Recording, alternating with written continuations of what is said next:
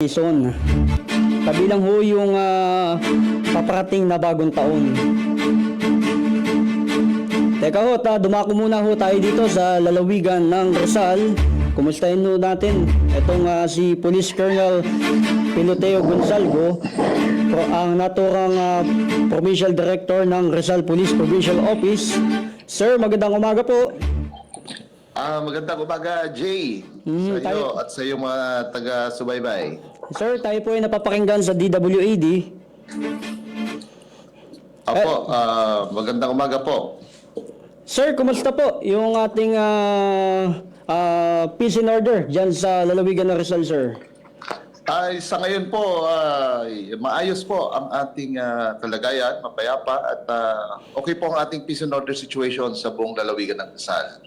Lalo na po ngayong nakaraang Pasko, wala po tayong naitalang mga seryosong insidente kaugnay sa mga, of course, sa mga paputok, mga illegal discharge of firearms. At patuloy po ang ating monitoring at mahigpit ang pagbabantay, lalo na ngayong papalapit na bagong taon. Oo. Sir, malapit na yung ating bagong taon. Ilan ho yung ating mga nakadeploy na kapulisan dyan ho sa lalawigan ng Rizal? Lalo ho, kung di ako nagkakamali, 4 na araw na lang ho, bagong taon na. Ay, opo, tama po kayo at nakapaghanda na po ang ating ang buong lalawigan ng Rizal at sa kabuuan po, tulad ng naitanong nyo, mahigit 650 po ang ating nakadeploy sa iba't ibang lugar sa buong lalawigan at upang tiyakin natin ang kaligtasan at kaayusan ng publiko lalo na sa pagdiriwang ng ating bagong taon. Sir, nagkaroon na ba kayo ng pakikipag-ugnayan dyan ho sa ating mga local government o yung mga barangay at iba pang ahensya ng gobyerno, sir? Ay, oho. At dahil nga dito sa deployment natin, hindi lang po natin inaasa sa ating mga kapulisan ang pagpapatrolya, ang asing visibility, tulad ng naiutos po ng ating Chief PNP na magkaroon tayo ng visibility sa ating mga una sa mga places of worship, sa mga major thoroughfares, sa mga transportation hubs natin, terminal, commercial areas, etc. etc. Pati na po ang mga residential areas at katulong natin dito yung ating mga tinatawag na force multipliers, mga barangay tanos, ang ating LGUs. So tuloy-tuloy ang ating pagkipag-ugnayan sa kanila upang masiguro natin na ligtas at maayos at mapayapa ang selebrasyon ng ating bagong taon.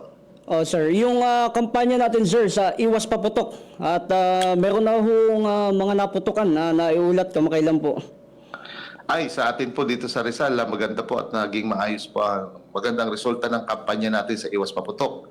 Wala po tayong naitalang insidente at wala tayong naitalang mga nagkaroon ng mga injury o casualty dahil sa paputok. At ito ipinagpapakita lamang na mataas ng antas ng pagsunod ng ating mga kababayan at ang publiko sa ating mga patakaran at mga alituntunin. Sir, oo. Ano, sir, ang paninindigan ng kapulisan ng Rizal laban ho dito sa mga illegal na paputok at itong sinasabing illegal na boga? Ay, po, ang paninindigan po natin at huhulihin po natin yan at saka kukumpiskahin na lahat ng mga paputok na ito. Actually, sa kabuuan po, marami na tayong nakumpiska. Mahigit 4,200 piraso na sa tala ng ating operation center at nagkakahalaga mula noong December 1 hanggang sa kasalukuyan. So yan yung mga nahuli na natin at ini-schedule na natin yan for distraction. Lahat itong mga nahuli natin na mga takumpiska ng mga illegal na mga paputok.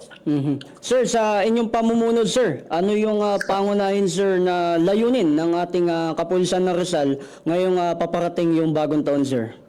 Ay, of course, sa ating sa ating pong pamumuno, nais natin na mairaos po natin itong selebrasyon ng bagong taon na matiwasay, walang mga problema, walang mga naging insidente ng mga, alam mo na, yung mga indiscriminate firing, wala yung mga naputukan dahil sa mga illegal na paputok. At lahat po ito ay gusto natin na maipatupad alang-alang sa kaligtasan ng bawat pamilya at lalong-lalo na kayo sa pagsalubong ng bagong taon. Doon sir sa sinasabing yung mga loose firearms, meron ho ba tayong mga nakuha sir?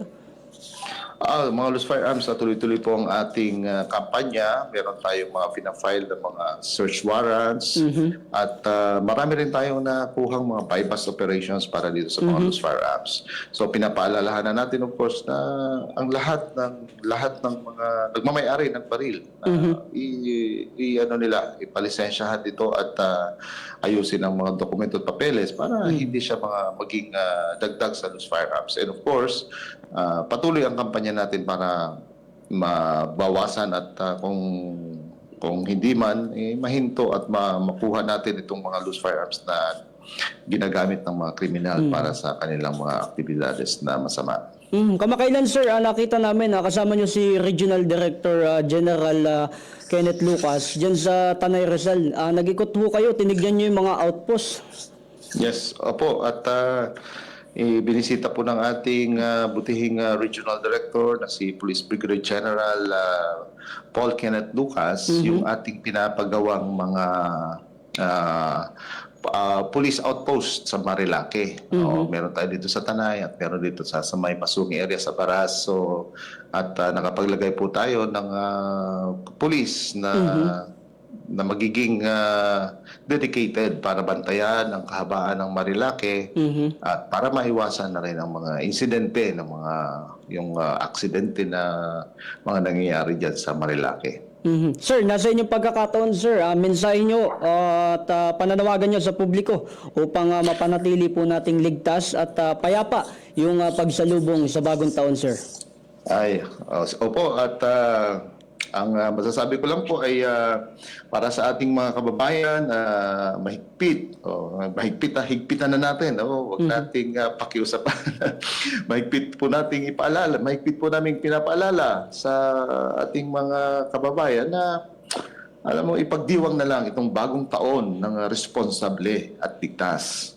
Okay? So iwasan mo natin ang paggamit ng mga illegal na paputok at ito po ay mahuhuli kayo at makakasuhan pa at maigpit natin itong pinagbabawal. Of course, lalong-lalo na itong may mga baril na basta na lang nagpapaputok at sumasabay sa sa putukan ng New Year. So, yung indiscriminate firing, iwasan po natin.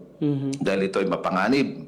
Mapanganib at maraming madadamay kapag ito'y may tatamaan ng mga ligaw na bala.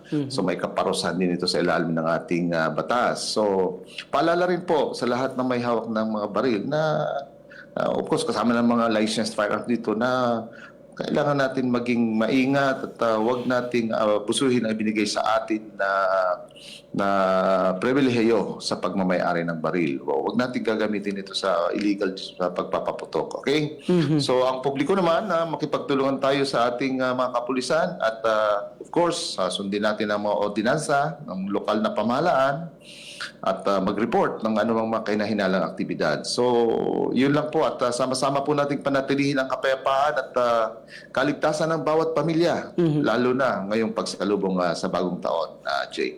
Maraming salamat, Police Colonel Piloteo Gonzalgo ng Rizal Police Provincial Office. Mabuhay kayo, sir. Salamat po sa oras. Salamat po, sir. Ayan ho, ating napakinggan ang Provincial Director na si Police Colonel Piloteo Gonzalgo ng Rizal Police Provincial Office sa lalawigan ng Rizal. Alam niyo ho, itong si Colonel Gonzalgo, napakadaling lapitan. Unang-una ho napakamalapit nito sa media.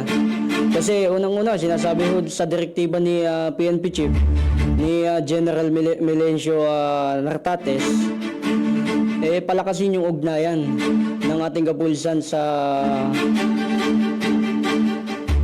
media.